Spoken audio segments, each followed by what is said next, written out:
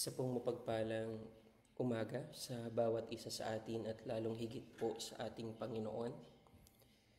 At ito pong live po na ito ay nagmumula sa Door of Faith Church, Pila, Laguna, sa pangunguna po ng aming pastor na si Pastor Paul John Landa, at mula po sa aming District Superintendent na si Ma'am Cheryl Manansala. Purihin po ang Panginoon. At bago po tayo magpasimula, tayo po muna ay umabot sa ating Panginoon.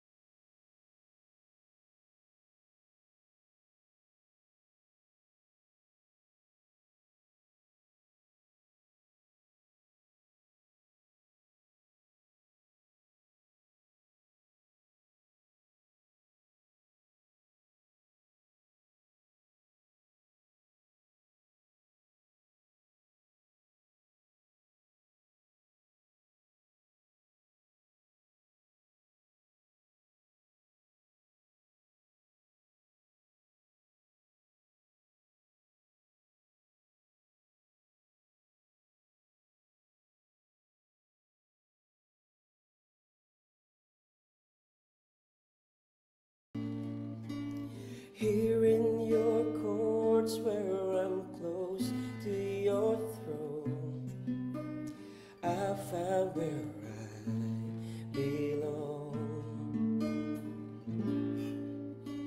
and I sing your praises forever,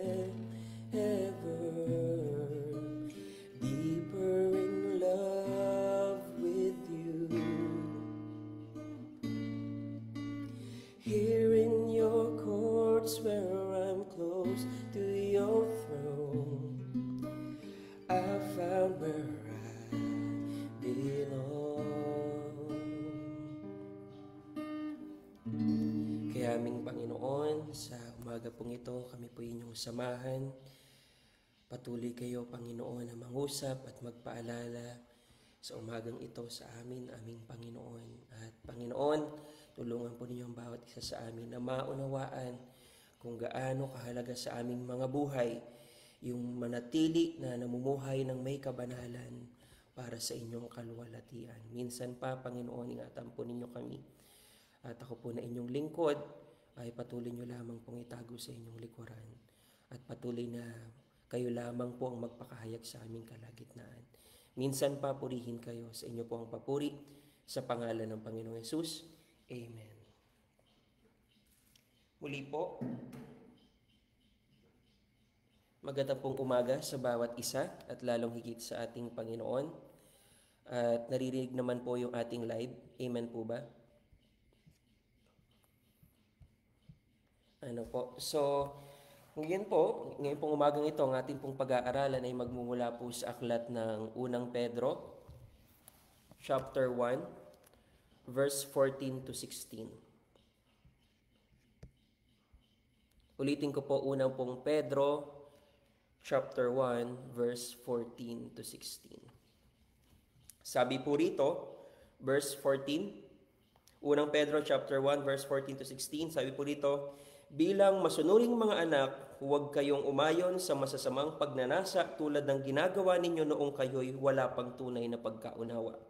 15, dahil ang Diyos na pumili sa inyo ay banal, dapat din kayong magpakabanal sa lahat ng inyong ginagawa sapagkat nasusulat, magpakabanal kayo sapagkat ako'y banal. Ano po? So, ito pong verse po na ito ay hindi na po lingid sa ating kaalaman at maraming alam na po natin ito. Amen po ba? So, ngayon po, wala naman po tayong ibang gagawin kundi bilang paalala po para po sa bawat isa po sa atin. Ano po? So, sabi nga po dito na unang-una, kailangan po nating maintindihan na hindi lamang po kasi dapat nagtatapos doon sa pagtanggap lang kay Jesus na Panginoon na tagapagligtas. Alam naman po natin iyan, mga kapatid. Amen po. At ganoon din naman, bilang mga nagsasabi na tayo ay tagasunod ni Kristo, ano po, kailangan po natin na magpatuloy na magpakabanal. Amen po. So, balik tanaw lang po tayo, mga kapatid. Actually, hindi na nga po natin kailangan po itong ipaliwanag kasi as is na po ito. Pero mas mainam po na mahimay-himay po natin para mas maunawaan pa rin po natin. Ano po? Ika nga, ang gamot po sa kalimot ay paalala. Amen po. Ano po? So, ngayon, ano po ba yung ibig sabihin ng pagiging banal? What it means to be holy? So, sabi nga po dito, to be holy means to be set apart for God.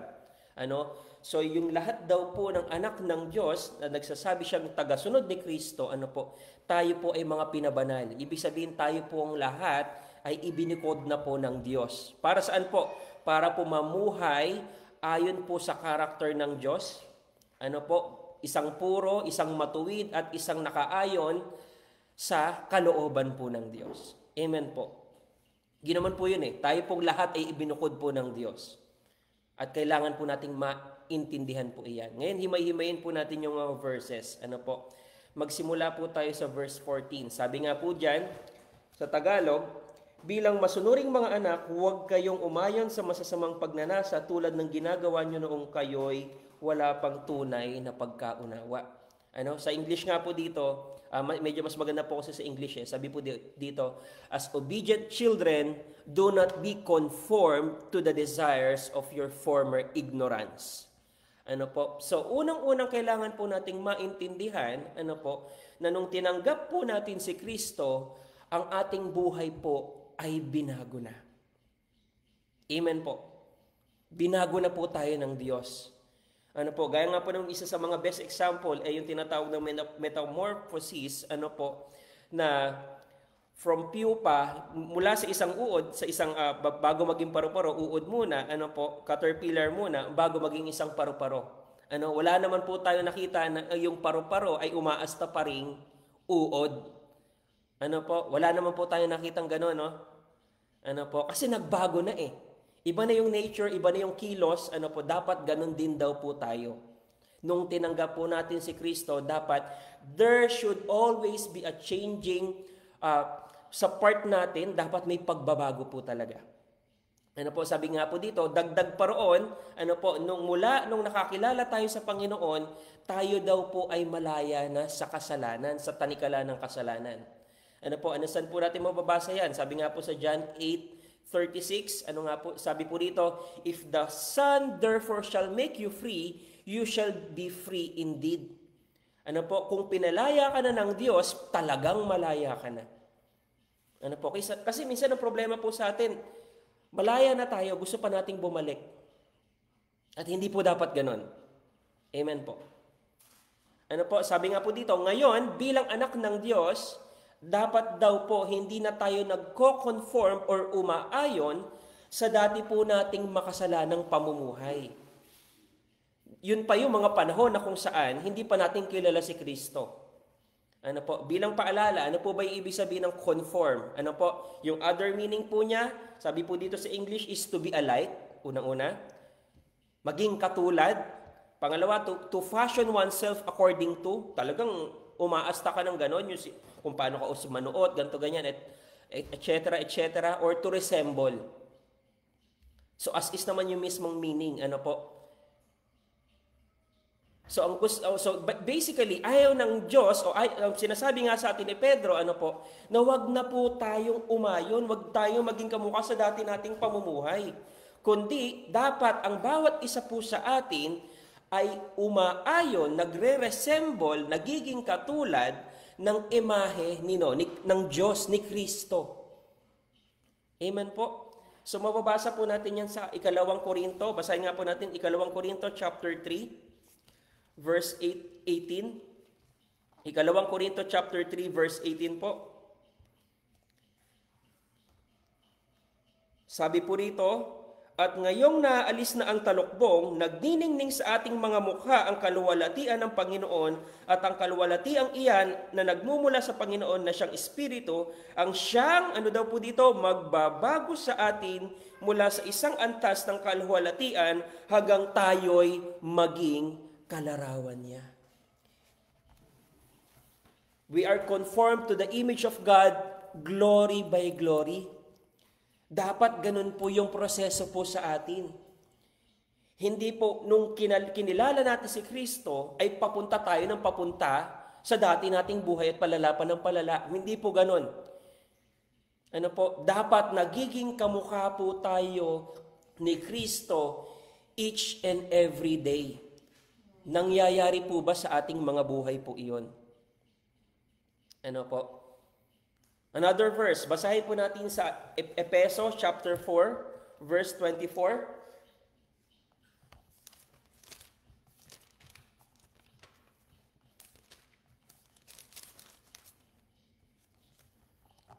Sabi po rito, isama natin yung verse 23. Magbago na kayo ng diwa at pag-iisip, 24, at ang dapat ninyong isuot, ang dapat isuot ay ang bagong pagkatao na nilikhang kalarawan ng Diyos at nahahayag sa matuwid at banal na pamumuhay ayon sa katotohanan. Dapat daw po, mga kapatid, ang sinusuot natin ay walang iba kundi yung imahe na binigay o yung buhay na binigay sa atin ni Kristo. Ano po, hindi po dapat ang nangingibabaw sa atin ay yung dati pa nating mga buhay. Ano po, alisin na po natin yon. Gaya nga po na example ko kanina, ano po, nung binago tayo ng Panginoon, there should be a metamorphosis. From caterpillar to butterfly. Wala kang makikitang paru-paro na umaasta pa rin na tulad ng uod na gumagapang-gapang pa rin. Dapat ganun din po tayo. Ano po? So sabi nga po dyan, we must remember that wherever, nasaan man, or whenever, kahit anong oras man, kung nasan man tayo, ano po, we should be portraying Christ as His ambassador. Ano po, dapat pinapakita natin na tayo po ay talagang mga tagasunod ni Kristo. Kasi, bakit nga po ba? Bakit kailangan natin magpakabanal? Kasi nga, ang Diyos natin ay banal at lalong higit, we portray kung sino si Kristo. Tayo yung mga buhay na patotoo po, mga kapatid, na si Kristo ay buhay. Amen po. Kaya kailangan po nating magpatuloy ayon po sa sinasabi po ng salita ng Diyos at ayon sa wangis ni Kristo. Kaya po, mga kapatid, siyasatin po natin yung ating mga sarili. Kung may mga nakikita pa rin po tayo sa ating mga buhay na parang katulad pa rin po ng mundo o lalong higit katulad pa ng dati nating pamumuhay, alisin na po natin iyon. Isuko na po natin iyon sa Panginoon dahil hindi po yung nakalulugod sa Diyos at hindi po siya nagiging magandang patotoo. Amen po. Ano po? Basahin naman po natin sa 15 to 16. Actually, maikli lang po talaga ito. Ano po? Ano po yung sinasabi sa verse 15 to 16? Balikan po natin.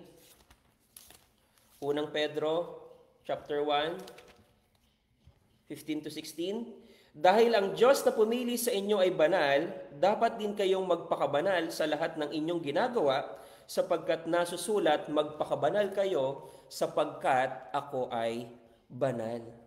Ano po? So, ano ibig sabihin po nito mga kapatid? Ang ibig sabihin lang po nito, ano po, ay kinakailangan, it is a must, na tayong lahat ay maging mga banal. Bakit daw po? Dahil ang Diyos natin ay banal. Ano po bang sinasabi sa pahayag mga kapatid? Pag uuwi na tayo sa langit, wala po tayong ibang maririnig po doon, ano po, kundi ito lang po yung sinasabi ng apat na nilalang, buhay na nilalang. Basahin po natin sa Aklat ng Pahayag, chapter 4, verse 8.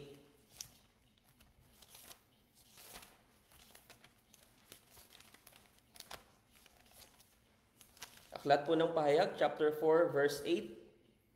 Sabi po rito, ang bawat isa ay may tiga-anim na pakpak at punong-puno ng mga mata sa harap at likod. Walang tigil ang kanilang pag-awit araw at gabi. Banal, banal, banal ang Panginoong Diyos na makapangyarihan sa lahat, na siyang nakaraan, kasalukuyan at darating. Ito yung dahilan kaya dapat po nating magpakabanal. For our God is thrice holy. Ang Diyos po natin ay banal. Siguro marahil hindi po natin maintindihan kung ano po yung ibig sabihin talaga ng kabanalan, nung salitang banal, ano po, pagdating sa Diyos, makita po natin yun kapag naandun na po tayo sa langit na bayan. At tunay nga masasabi po natin na banal ang Diyos. Amen po. Kailangan po nating maintindihan na ang ating pinaglilingkuran na Diyos ay banal. Ano po? Sabi nga po dito, ini-emphasize daw po ni Pedro sa mismong verse po na iyon, na ang lahat daw po ng mananampalataya ay tinawag para to reflect yung kabanalan ng Diyos sa lahat ng part ng ating mga buhay. Sabi nga po dito sa English, yung English translation ng verse kanina, but as the one who called you is holy, you also are to be holy in all your conduct. Ibig sabihin sa lahat ng aspeto po ng ating mga buhay. Ano po? Sabi nga po dito, Peter emphasized that believers are called to reflect God's holiness in every part of our lives. Ano po? Hindi lang po ito sa pag-iwas sa kasalanan, kundi sa pamumuhay na kung saan nagbibigay karangalan sa Diyos. Ano po? Ano ibig sabihin po nito? Na kailangan po nating maintindihan na yung kabanalan ng Diyos ay unang-una, dapat yun po yung standard sa bawat buhay po natin. Does it reflect in our lives? Pangalawa, ano po? Yung kabanalan, hindi po siya suggestion mga kapatid, kundi requirement po sa atin. Command nga po ito, sabi ng Diyos, be holy. Ano po? For I am holy. Kung mababasa po natin sa Leviticus, doon po nag-originate po yan eh. Ano po? Requirement po siya sa atin. Dapat nakikitaan po tayo ng may kabanalan. Ano po? At pangatlo, holiness applies to all areas of our life. Hindi lang sa isang parte kaya kabanal kapag nasa church lang, mga kapatid. Baka naman ganun pa po tayo. Tayo po yung magbago na. Na kapag pupunta lang ng church, kaya pag every Sunday lang mukha po tayong banal. Tapos pag uwi ng bahay, mas malala pa po tayo sa hindi mananampalataya. Baka naman po meron pa po ritong nagchichismisan pa. Sasabihin sa sarili, ang daming alam na biblical verses, pero yung sariling buhay hindi makitaan. Hindi po tayo makakaakay ng gano'n. It doesn't reflect God's holiness. Walang silbi yung ang dami nating alam sa salita ng Diyos kung yung buhay naman po natin ay hindi ayon sa kabanalan po ng Panginoon. Ano po? Maski rin po yung ibang tao, kayang gawin po iyan. Pero pagdating na sa buhay buhay na may kabanalan, ibang usapan po na iyon. Ano po? So ngayon mga kapatid, paano po ba tayo mananatiling banal? Actually, hindi na po ito bago. Unang-una, we need to stay connected to God. Sa paanong paraan? Prayer. Ano po? Sabi nga po, lagi ko nababasa, prayer is the most neglected ministry. Ang gustong-gusto po natin, tatayo tayo sa mga worship ministry, tatayo magsasalita sa ngalan ng Panginoon. Pero yung pagbagsak ang prayer life, walang silbi po yun, mga kapatid. Huwag po natin kaliligtaan yung prayer life po natin. That is one of our ways para maging connected sa Panginoon. Kung si Jesus nga po, mga kapatid, umaakyat pa po ng bundok para po makausap ang Ama. What more pa po tayo? Diyos anak na po iyon. Mas kailangan po natin ang panalangin para makausap po natin ang patuloy ang Panginoon at lalong malaman po natin yung kalooban ng Diyos. Pangalawa, patuloy na pagbabasa ng salita ng Diyos. Amen po. Hindi pwedeng sinasabi mong Kristiyano ka pero hindi po tayo nagbabasa ng salita ng Diyos. Or baka yun yung one of the reasons kaya hindi po tayo lumalago. Kasi wala po tayong panahon sa pag-aaral ng salita ng Diyos. At isa pa, worship and fellowship. Sumasamba pa po ba tayo sa Panginoon? Lalong higit kapag may mga panahon na may quiet time tayo, naawitan po ba natin ng Panginoon? Or sumasama rin po ba tayo sa mga kamanggagawa, sa kapwa mananampalataya? Kasi kasama po iyon eh. Kasi nagkakaroon ng palakasan. So yun yung una, stay connected with God. Pangalawa, avoiding sin and worldly influences. Hindi po dapat mawala po iyan. Basahin po natin sa Roma chapter 12 verse 2. At kilalang verse po iyan. Romans chapter 12 verse 2. Anong sabi po yan?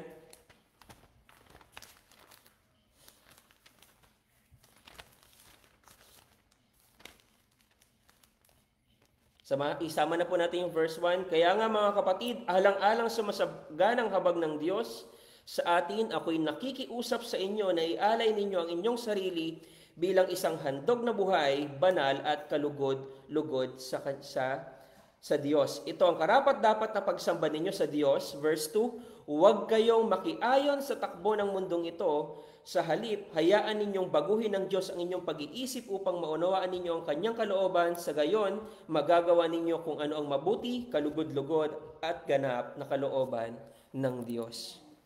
Ano po? We need to change our mindset, mga kapatid. We need to renew our mind. Baka naman kasi ang pinifeed pa po natin sa utak po natin ay yung mga bagay na nandito po sa mundo. Hindi po talaga siya magiging kabanalan sa ating mga buhay. Kaya minsan nakakalungkot mang isipin kung paano magsalita ang mundo, ganun ka na rin magsalita.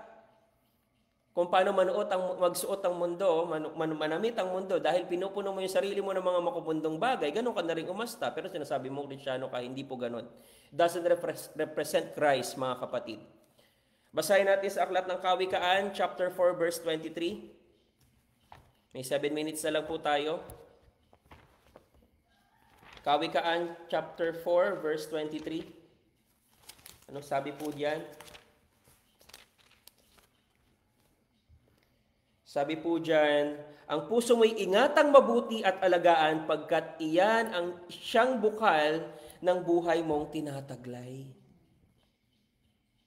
Kasi alam naman po natin na our heart is deceitful above all else. Kaya kesa malalo pang ma-deceive, abay, wag na po nating punuin yung ating mga sarili ng mga bagay ng mga mundo na siyang hindi naglilid sa atin ng kabanalan. Ano po? At sabi nga po dito, 1 Corinthians chapter 10 verse 13. Unang Korinto chapter 10 verse 13. Sabi po riyan, wala pang pagsubok, tama ba ako? 10:13. Wala pang pagsubok na dumating sa inyo na hindi naranasan ng ibang tao, tapat ang Diyos at hindi kanya ipapantulot na kayo ay subukin ng higit sa kanyang makakaya. Sa halip, pagdating ng pagsubok, bibigyan niya kayo ng lakas na makayanan upang parang mali yung verse ko. But anyway, ano po, So, sabi, bibigyan niya kayo ng lakas upang makayanan ito at ng paraan upang malampasan ito. So basically mga kapatid, pangalawa, kailangan nating manatili sa kabanalan, sa pamamagitan ng pag-iwas sa kasalanan at sa mga makamundong bagay. At pangatlo, we need to rely on the Holy Spirit. Kasi hindi tayo makakapagpatuloy kung wala pang banal na Espiritu. Yun po yung binigay sa atin ng Panginoon. Ano ba sinasabi sa aklat ng Juan chapter 14, verse 16. Kung tama po ako, John chapter 14 verse 16. And dadalangin ako sa Ama upang kayo bigyan ng isa pang patnubay na magiging kasama ninyo magpakailanman. Kasi hindi tayo makapagpapatuloy kung hindi po natin kasama ang Diyos. We need to rely on the Holy Spirit para nang sa gayon magbunga tayo na nagmumula sa banal na Espiritu. Yun yung ilan lamang mga kapatid kung paano tayo mananatiling banal. At bilang pong pagtatapos, para sa conclusion na lang po mga kapatid, unang-una kailangan po nating maintindihan na yung kabanalan hindi po talaga siya option. Yun po ay pagkatawag po ng bawat isa po sa atin. At bilang mga tagasunod ni Kristo, hindi na po dapat tayo namumuhay sa dati po nating buhay. Malinaw naman po iyan mga kapatid, hindi mo na po iyan bago sa atin. At kung may lumalabas sa ating mga buhay na dati nating buhay, i-cut off na po natin. Kasi hindi po siya talaga magiging magandang patotoo. At kapag pinalala po natin yan, may palo po talaga sa Diyos kung tayo po'y kanyang mga anak. But instead, we need to strive to reflect God's holiness in all we do. Kailangan po tayong magsumikap na mamuhay ng mga may kabanalan para po sa ating Diyos. At pangalawa, sabi nga po dito, conclusion, mga kapatid, tayo po ay nasa huling panahon na. At nagkakaroon na po kasi ng great separation. Paano sinasabing great separation? Nabubukod na po yung mga tupa sa kambing. So alin po ba tayo doon? Hindi naman talaga pwede na nasa gitna ka, kalahating kambing ka, kalahating tupa ka. Kung sabi nga, kung sa Diyos ka, magpaano ka na, magpakainit ka na. Kung malamig ka talaga, hindi ka sa Panginoon, magpakalamig ka na, hindi yung ka pa. Yung kung tayo pa ay parang maligamgam. Sabi rin ng salita ng Diyos, kapag maligamgam po tayo, isusuka ka rin ng Diyos. So magpakaseryoso na po tayo mga kapatid. We are living in the last days. It's either maabutan po natin yung rapture or mauna tayong mamatay. Mas mainam na maabutan tayo ng Panginoon na nagtatapat kaysa makita tayo ng Panginoon na nagpapatuloy pa sa kasalanan pero sinasabi na tayo tagasunod ni Kristo. At bilang panghuli, bakit po natin kailangang magpatuloy sa kabanalan?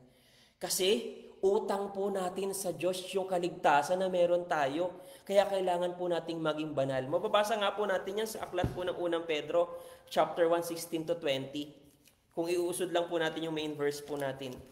Basahin ko na lang po. Ito na po yung pagtatapos po natin. Sakto po yung oras po natin mga kapatid. Unang Pedro, chapter 1, verse 17-20. Sabi nga po dito, tandaan po natin, walang kinikilingan ng Diyos, hinahatulan niya ang mga tao ayon sa mga ginagawa nila, at dahil tinawag ninyo siyang Ama, ano kailangan daw natin gawin? Mamuhay kayong may takot sa Kanya habang kayo'y nasa mundong ito. Mamuhay daw po tayo, mga kapatid, nang may takot, nang may paggalang sa Diyos. Hindi porket hindi natin nakikita ang Diyos ay parang may gagawa, aasta pa rin po tayo na makamundo. Verse 18, alam ninyo kung anong ipinantubos sa inyo sa walang kabuluhang pamumuhay na inyong minana sa inyong mga magulang.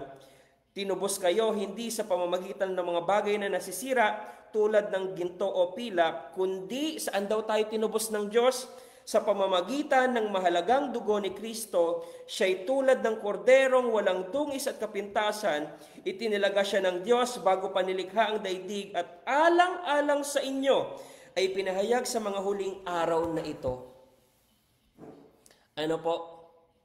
Tinubos kasi tayo ng Diyos sa napakahalagang dugo ng kanyang anak, walang iba kundi ang Panginoong Hesus. Amen po. Tapos na po ang ating mga gawain, mga kapatid. Sakto pong 6:00 at saglit po tayong manalangin. Aming Diyos, aming Ama, maraming salamat po sa inyong mensahe po sa araw po na ito. Tulungan po ninyo ang bawat isa sa amin, aming Panginoon, na mamuhay ng may kabanalan. Kung may nakikita po kayo sa amin, Panginoon, na karumihan na hindi ayon sa inyong kalooban o patuloy pa namin ginagawa, Panginoon, tulungan po ninyo kami. Tulungan po ninyo ang bawat isa sa amin. Kaya Panginoon, maraming salamat po. Ingatan po ninyo, Panginoong Diyos, ang lahat po ng nanonood ng live po na ito at ang mga manonood pa, yung mga papasok, Panginoon, tulungan po ninyo silang maging liwanag, maging buhay na patotoo saan man po kami naroroon. Kayo po ang patuloy na mataas sa aming mga buhay sa ngalan ng Panginoong Hesus. Amen. Ano po, magandang umaga po mga kapatid. Sa Diyos po ang lahat ng papuri.